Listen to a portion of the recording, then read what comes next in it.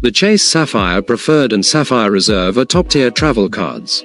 Applying requires a strong credit profile and an understanding of their great benefits.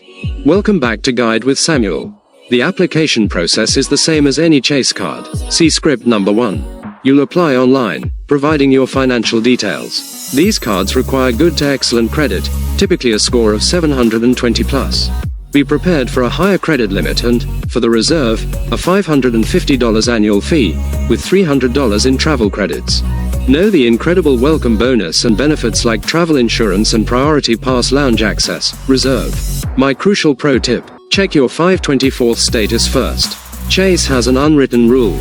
You likely won't be approved for any Chase card if you've opened 5 or more personal credit cards across all banks in the last 24 months. Count your cards before you apply to avoid a hard pull on your credit for nothing. Apply strategically for one of the most rewarding cards on the market. Which Sapphire card appeals to you more? The Preferred's value or the Reserve's premium perks? For more guides on premium credit cards, hit subscribe. Thanks for watching. I'm Samuel, and I'll see you next time.